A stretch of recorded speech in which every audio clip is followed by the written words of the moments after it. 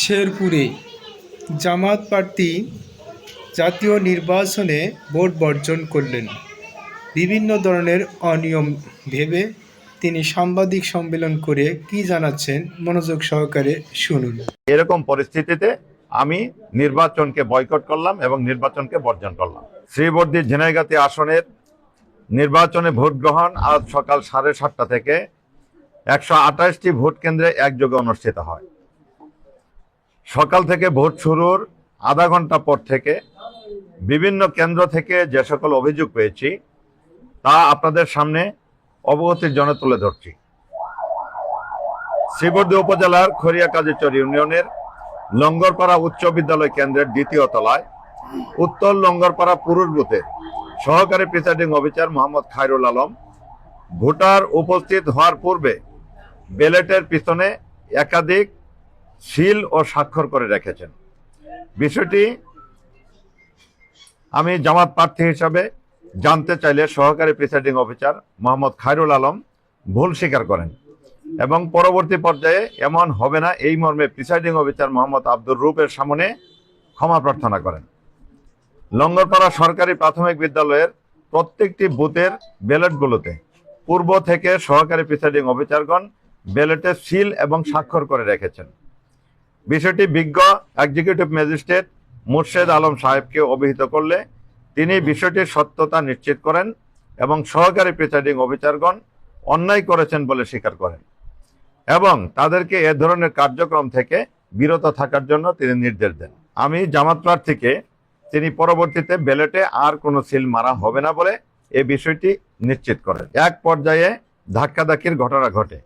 এই কেন্দ্রে জামাত মনোনীত প্রার্থী আমি মাসুদুর রহমান যখন উপস্থিত হই প্রত্যেকটি বুথের ব্যালটের অপর পার্শ্বে সিল ও স্বাক্ষর করার বিষয়টি অবহিত করলে তারা সকলেই ভুল স্বীকার করেন।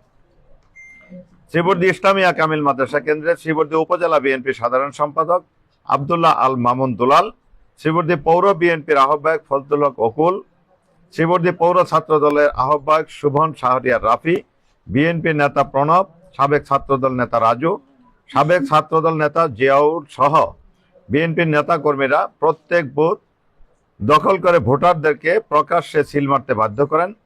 শ্রীবর্দী পৌর জামাতের প্রচার সম্পাদক ও জামাতের আমি এমপি প্রার্থী মাসুদ রহমানের ভাগিনা আজ সাদেক মিতুলকে নির্বাচনে পরের দিন বাড়ি থেকে তুলে আনার হুমকি দেন, ভয়ভীতি দেখান ও অকথ্য ভাষায় গালাগালিজ করেন।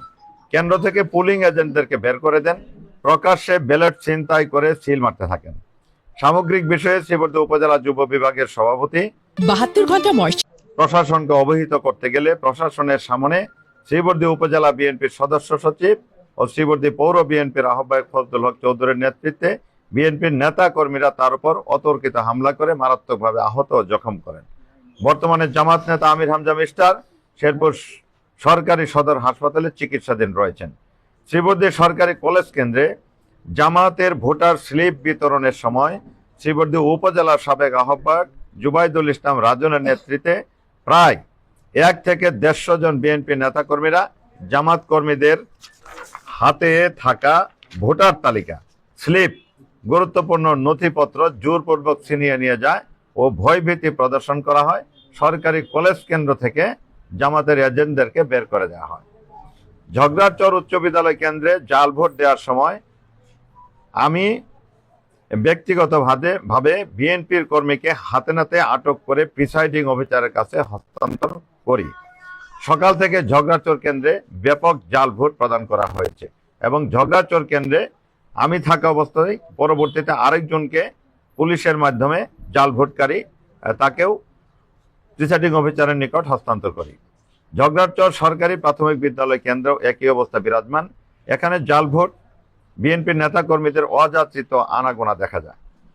বেলুয়া ইউনিয়নের শিমলচরা সরকারি প্রাথমিক বিদ্যালয় কেন্দ্রে বিএনপির নেতা ও ইউনিয়ন পরিষদের চেয়ারম্যান আব্দুল করিমের নেতৃত্বে আমি জামাত প্রার্থীর পুলিং এজেন্টদেরকে অকথ্য ভাষায় গালিগালাজ করে বুথ থেকে বের করে দেওয়া হয়।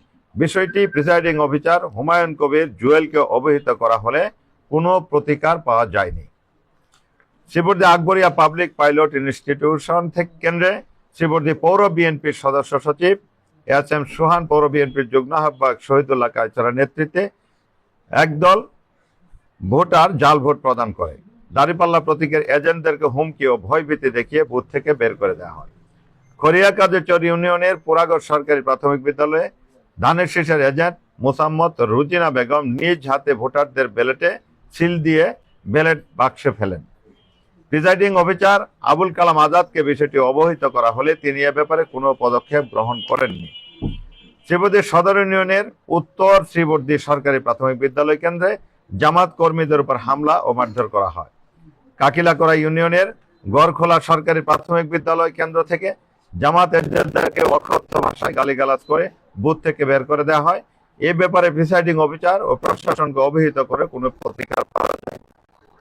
ঝিনাইগাতী উপজেলা কাংসা ইউনিয়নের আইনাপুর উচ্চ বিদ্যালয় কেন্দ্রে বিএনপি নেতাকর্মীরা জাল ভোট দিতে থাকলে তাদেরকে আটক করা হলে জামাতের এজেন্টদের উপর সংঘবদ্ধ হামলা চালায়।